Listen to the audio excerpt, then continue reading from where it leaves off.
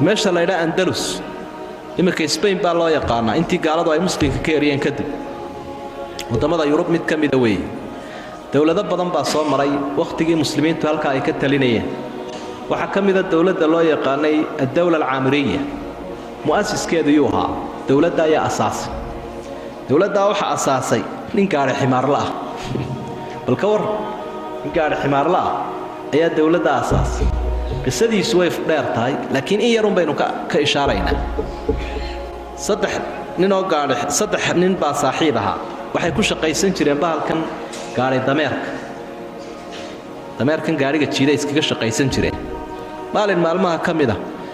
iyagoo ka shaqaysanaya waddanka saddexdii nin way daaleen way iska soo rawaxeen intoodii raashin ahayd bay iska soo qaateen iyagoo iska sheekaysanaya ayaa mid ka mid oo hamigiisu caalay ha sareeyay ayaa labadii kale wuxuu ku yiri hebelow haddii aan waddankan khaliif ka noqdo oo madaxweynaha muslimiinta noqdo maxaad weydiisan lahayd wuxuu war inaga seexo ayna wareerinayni gaari ximaar la madaxweyne noqonaya adeer wax isqabanaya ma aha wadadeediiba ma haysid iska seexab waa daashay war adigu ifrid ka soo qaad baan ku ribin ka soo qaad waxaan ku weydiisan lahaa haddaad igu celcelisay inaan samays beerta hebel oo aad u weyn oo kale inaad maxaan ku siiyaa maxaan ku siin lahaa iga codsan lahaa waxaan ka codsan lahaa saddex arrimood beerta weyn hebel oo kale inaan helo shawaa beer agmar maalin walba markuu gaar ximaarka eriyayo saa u howrto barwaaqo badan iyo intaasoo farason ku damaashaado adoomo nooca iyo noocaas intaasoo kaashoo lacag gaar ximaarkuna aad ka nasatid buusley anu intaasaan ku weydiisan lahaa kii kale uu war adigu maxaad weydiisan lahayd war adeero suuragal ma gaar ximaarleen madaxweyne noqday inaga seexan kula isniintii leeb ku celiyay wuxuu bal ka soo qaadina noqdayba ka soo qaadun adigu ifrid qadarba anigu waxba kuma weydiisteen maxaa gaar ximaarle wax ka weydiisanaya haddii ilaahay madax ka dhigay aniga haddii ilaahay madax ka dhigo aniga waxaad isaartaa buu gaari dameer isaar waliba isii jeedi suuqana imari waxaad tiraahdaa kaasi waa dajaal waa beeraale waxba ka dhagaysaninaay qofkii raacana waa la xirayaa ogeysiiska bixi buuraadeer annagu rajo kaama qabnaa ninkii subaxdii buu gaar ximaarkii iibiyay habeenku saa ula tashanay buu gaar ximaarkii buu iibiyay kadibna dhar buu iibsaday oo is hagaajiyay wuxuu u xaadiray bilayskii la qorayay ciidankii bilayska waddanka loo qorayay ayuu xaadiray uu dadaalay aad buu dadaalay wuxuu u shaqeeyay si aan ciidanka kaleba u shaqayn oo daacadnimo iyo hufnaan iyo hawlkarnimo leh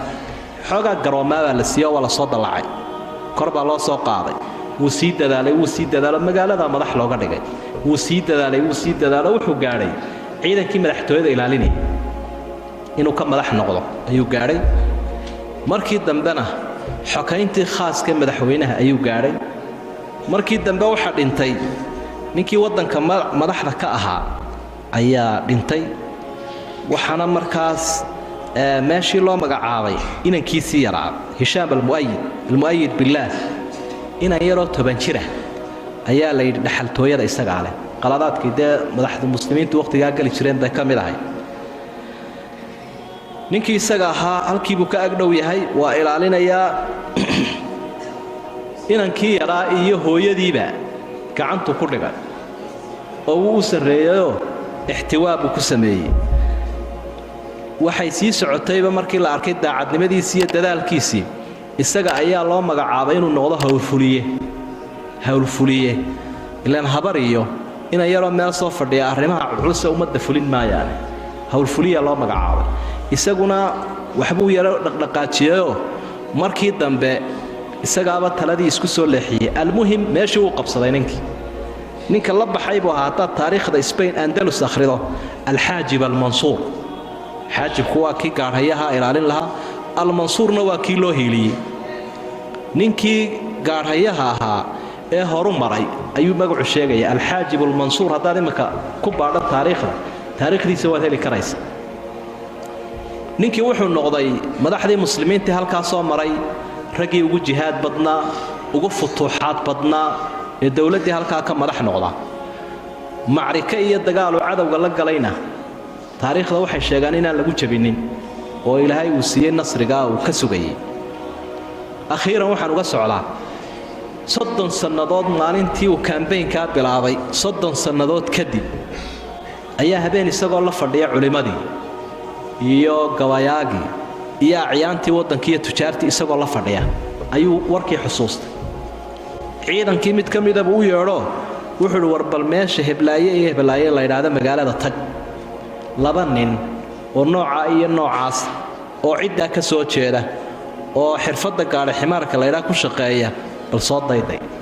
askarigiina wuu tagayo wuxuu dayday wareystaba labadii nin buu soo helo wali sii nool isagina waa madaxweynihii waddanka oo carshi dheer buu saaran kursi dheer ninka laga agdhowiyay meeshaba u siraadantay waa isaga labadii nin baa markii uu yiri waxa idin doonaya uu ku yiri askarigi amiirul muuminiinki baa idin doonaya ninkii ummadda madaxweynaha u ahaa baa idin doonaya way qayliyeen waxay dhahan adeer waxba ma naan samayn masaakiin baanu nahay adeer iska kaayada waxay moodeen in la xukumayo la xirxirayaanay moodeen ila madaxweynaha ku doonaya marka hadii la madaxweynaha ku doonaya gaar ximaarka halkan ninka iska jiidanaya uu qaylinaya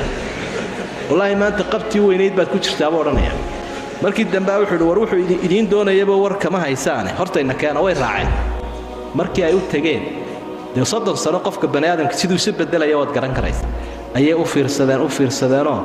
wuxuu may garanaysaa hebel iyo hebel baatiin soo labadii nin baatiin hebel iyo hebel la oran jiray may garanaysaan buu waanu ku garanaynaa weeyaan adigu meedna garanaysa waan idin garanayaa buu waa taynu habeenkii halkaa wada fariisanay arrinku waa sidaa de maanta halkan aan taaganahay waaye qisadiinii ugu soo celiyay buu barraga halkan fadhiya waa golob dhan oo de ummadda madaxdeedii bal qisadii ku yara celiyay buu berigii aynu isla halkaa ku yara celiyay mid walba codsigaagii bal soo jeedi buu marka wuxuu wallaahi aniga de waa faraxsan yahay kii hore uu faraxsan yahay wuxuu wallaahi aniga codsigaygu caynkaas oo kaasuu ahaa beer baan codsaday oo fardaan codsaday oo addoomaan codsaday oo lacag baan codsaday intiiba waad leedahay buu maanta kii qasna joogu war orod xogay maaliyadu mee arintiiba si codsigiisa kii kala wuxuu ku yiri adiguna maxaad codsatay wuxuu yiri cafis baan ka codsanaya la wuxuu codsaday inaad cafido ayaan ka codsanaya waar lagu cafi maayo horta dadka u sheeg markuu ku celceliyada nafta ay qabatay ayaa uu sheegay wixii wallahi caynkaasaan ku uri intii ku sameeyay buu hadaba isaga intoo gaar ximaarka dameerkii saartaan dib u jeediyo dadka dhexdooda wixii uu codsadun ku sameeyay wallahi inaan laga dhaafin marka muxuu ka duulayaa wuxuu ummadu casharo dhigayaa wuxuu hankaaga liitay mid hankiisu liitaadahay sida daraadeed laga saamixi maayo magaalada lagu wareejinaya almuhim qisa dhacday bay runtii iyaduna ahayd oo jirtay oo aad arki karayso marka waliba wuxuu u daliishay inna allaha ala kulli shay'in qadir si aad u ogaato bur ilaahay inuu wax walba karo oo aan ilaahay waxba ku adkaanin intii aad codsato baa maanta lagu yeelaya laga dhaafi maayo